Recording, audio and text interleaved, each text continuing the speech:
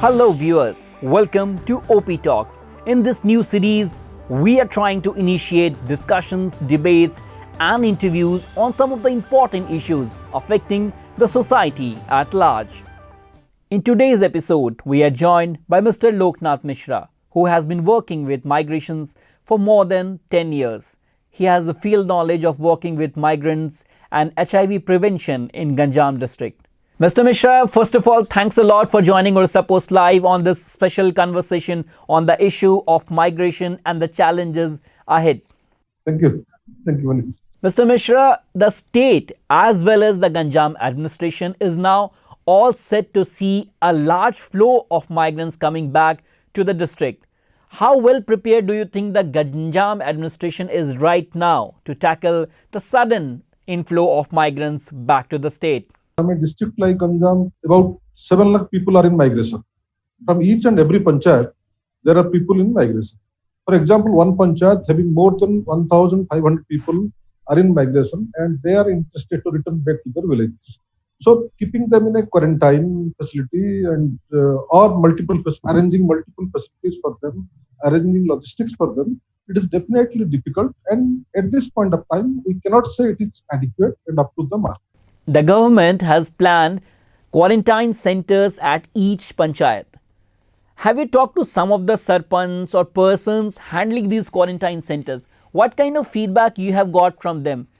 Are they well prepared to handle the situation, or is there any issue related to funds or infrastructure? See, there is a assurance that there won't be any financial problem, constraint to running the quarantine homes. But looking at the volume of people who registered themselves to return back to Ganjam, and in comparison, the arrangements are very minimum. For example, from one panchayat, I can take the name of the panchayat also. From one panchayat in Aska block, 874 people registered themselves to return back. So covering all the school buildings, all the community halls, there is an arrangement for 300 people. Only 300 can accommodate in these buildings, maintaining the social distance. They don't have adequate facilities, like they don't have adequate number of toilets. There is no adequate number of beds. So, what is the magnitude of migration you see in Ganjam? Estimated, because a lot of people definitely do not register with the government.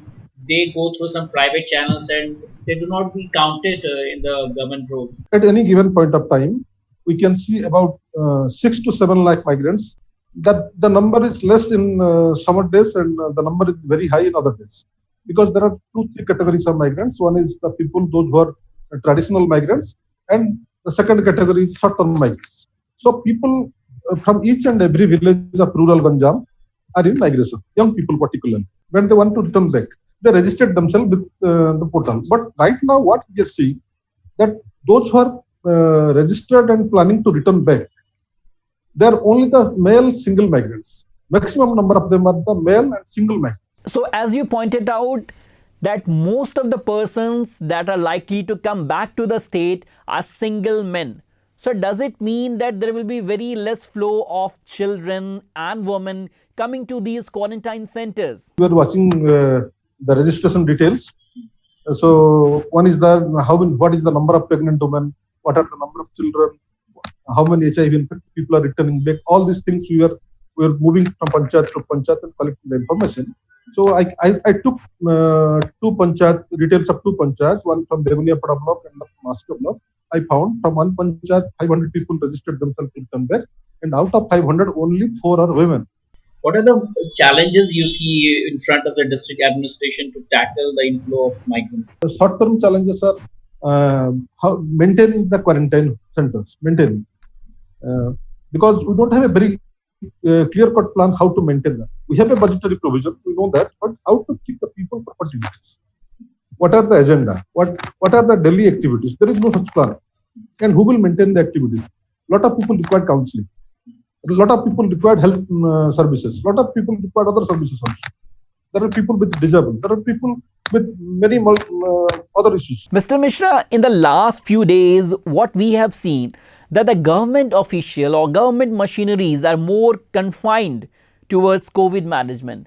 As you're working for many years in HIV prevention among the migrant community, so do you think that due to the more attention of the government machineries towards COVID management, the national disease control programs like the AIDS control program or tuberculosis control program are likely to get a setback. Migrants are considered as the bridge between the source and destination to spread the virus.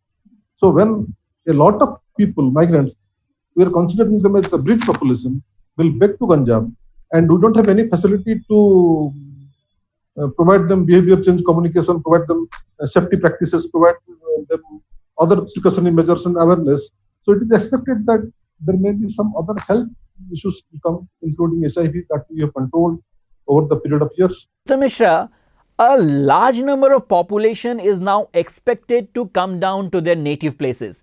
They're also they are definitely going to spend 14 days in quarantine centers. A large number of people will be gathered, converged at one region. So can you explain to us that what are the major associated health risks when a large number of people are coming back to their hometowns or staying in quarantine centers? We are apprehending that there will be a community outbreak of HIV again, because we are talking about halt and reverse of the epidemic. Now the epidemic will return back.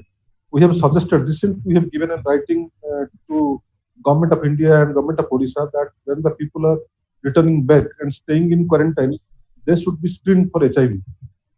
It is a demand, it is a legitimate demand of ours, because it is an opportunity for the health system to know who are the people suspected to HIV. I'm not saying testing of HIV, but I'm saying screening, preliminary screening of HIV. Who are the people suspected to HIV? So we can take them to the facilities and provide other services related to HIV. Similarly, the related program is tuberculosis. Then all related, and looking at the hygienic condition facilities, particularly we are facing the summer right now, and drinking water facilities, sanitation facilities, toilets in the household, community water sources. Looking at all these things, there is another issue that any diarrhea related community infections may spread, and there may be lot of other diseases like skin infection, diarrheal infection, HIV, tuberculosis, and many more.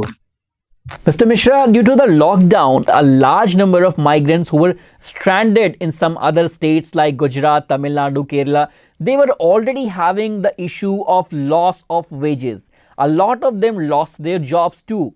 So do you think these kind of activities collectively can trigger some kind of psychological issues and can trigger some abuse or some other sort of problems? Yes, definitely. It's a see, these are the consequences. After any disaster, these are the consequences. Like what we have seen in 2013, after filing, HIV increased in some of the pockets, particularly in the fishermen community. HIV increased because the second generation migrant population from Andhra Pradesh, they started migrating to Andhra Pradesh again.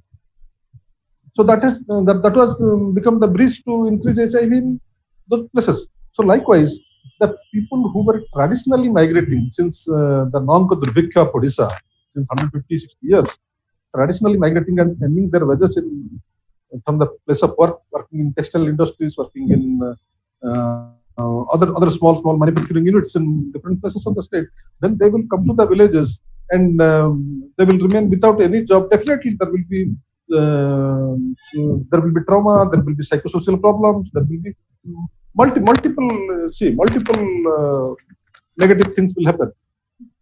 Crime will, and we are very worried about the crime against children, crime against women. That will increase in the villages.